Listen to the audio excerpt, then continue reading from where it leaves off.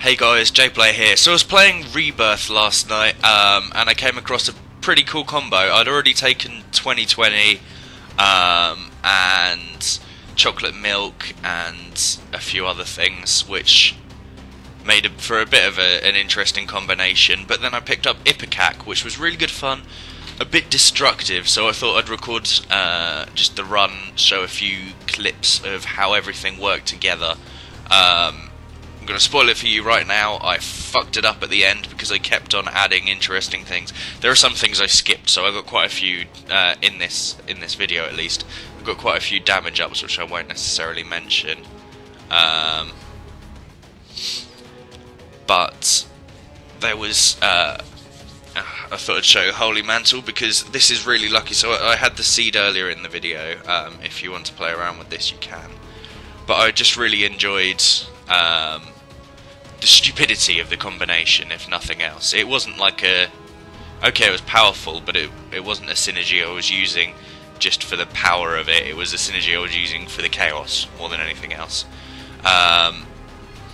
So especially Ringworm, that really didn't help me out, but it was good fun. So this is... I started taking a lot of things like Devil Deals and stuff, which partly improved my standing, but also just because it looked cool. So I probably didn't need Death's Touch at this point, but why the hell wouldn't I take it when it looks that fun? This is the Mum fight, which, as you can see, I used up Holy Mantle pretty much straight away, but apart from that, there's no real problems here. It's not until the late game when I started to hemorrhage health. And that was partly because of a couple of other decisions which you'll see later. So here's just an example of how quickly I was destroying enemies by the late game. Cricket's head is just a damage up, so there are some others which I didn't show. I may have got Magic Mushroom. I definitely got another boss damage up. That had the seed on in case you were interested, so I guess heads up if you want the seed. Watch the bit which already happened and I didn't warn you of in time, but that also had a quick overview of the items for anyone who's interested in seeing what's going on. But here you can see I can just in theory tank it, but I pretty much don't have time to get hit. And this point was probably not the best decision, but it seemed like fun to take everything and go down towards Spirit Hearts, especially seeing as I had Polaroid at this point. So in theory, permanent Polaroid invincibility should have saved me. Spoilers, it didn't. I was quite cavalier with my use of explosives, basically.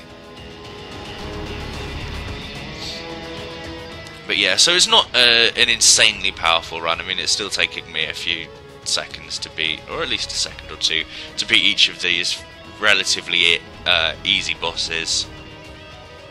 But just look at the screen, it's a thing of beauty. Again, I mean, there's no way I could have done this permanently, but it might have been a fun thing to add on if I could. I guess the item would normally be fucking terrible if you weren't just trying to do silly shit like this. But if there was a permanent item which had the effect of... Wait, now that's a terrible idea. No one wants Are You a Wizard to be permanent.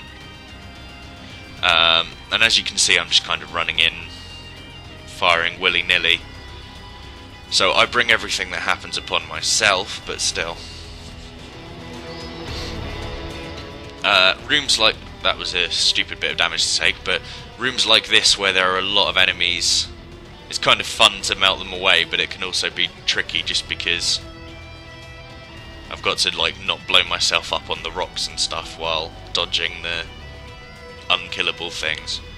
But just look how quickly the little enemies go. I know they don't take much damage anyway, but the fact that I can kill many of them in one hit rather than just one-shotting them each individually, it's a beautiful thing. And this was a decision I couldn't not make, even though I knew it would be a problem. This is what really fucked me, basically. Cricket's body, I love it, but in this situation where the shots are likely to hit me, really what I needed was a